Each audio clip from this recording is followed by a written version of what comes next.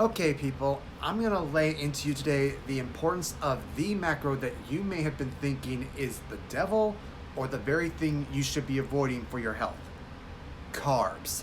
And right off the bat, people, I want you to stop thinking that carbs are the issue and the best way to get healthy is for you to go and stay keto.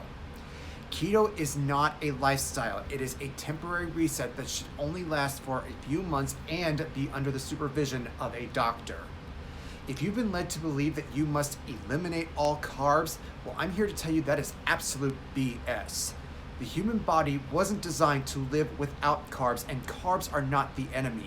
We have just been told that they are, when in fact we have just not been given proper education on how to consume them sufficiently. As a species, we need carbs as part of our daily food regimen. They provide us with energy for our brains and our muscles. They include fiber, and they basically come from plants.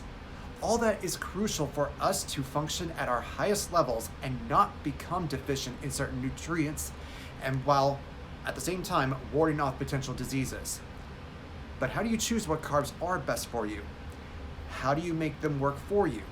Well, I'm going to give you my big 3 criteria when it comes to looking at the carbs that I eat.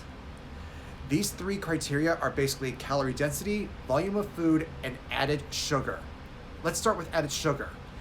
I don't believe I have to go into much detail on how it's really sugar that is the culprit for many of the health issues that have risen in the US population over the last few decades. Countless food items on grocery store shelves have had sugar added to them, whether it's table sugar or a sugar alternative, And it's that very sugar that can mess with our insulin and lead to chronic issues if we don't control how much we let into our bodies. Bear in mind that the majority of processed products with added sugar, they taste so good because they were designed to make you keep eating them with difficulty in stopping.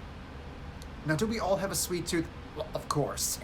But the best way to satisfy that craving would be with a simple piece of fruit. Yes, fruit itself does have natural sugar because it's part of its genetic makeup and it can't really be altered. But our bodies instinctively know what to do with that kind of sugar and can process it more easily. This also goes for sugar that is naturally found in dairy and in vegetables. And that actually brings me to my other 2 points about carbs: calorie density and volume of food. These two are actually related, and here's how. The foods that tend to be lower in calories tend to take up more volume inside of our digestive systems than foods that are more calorie dense. Now, for example, take a serving of pasta versus an apple. Now, both are examples of sources of carbs, right off the bat. However, a serving of pasta will have more calories to it than one apple. Plus, how many people feel like they could just keep eating pasta even after one serving? A lot, right?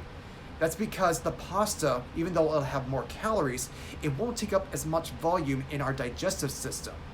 But an apple, on the other hand, many people could say they can eat one apple and they're good. They feel full. Because the apple, with its fiber content, will take up more volume but with less calories. And this is why fruits and vegetables tend to be very diet friendly for those who are trying to lose weight. They are lower in calories, but they'll take up more volume so you feel full after having a good serving of them. And even if you were instead on the other side trying to gain weight, it's still a good idea to include some fruits and vegetables in your regimen to keep your body supplied with those essential nutrients. So combining sources of carbs that fill various levels of volume, along with watching and closely monitoring your intake of added sugars from processed foods, is the best way to get the carbs your body needs. It will prevent you from starving yourself or experiencing guilt that may deter your progress or motivation. It will give you back the power and control over your health, your energy, and your weight. This is the very power that you need to change your life and pursue any goals that you might have. So please stop thinking carbs are the enemy. It's more about how do you control which carbs you are taking in and what choices you make day in and day out. All right? So that's what I got for you guys today. I'll see you next time.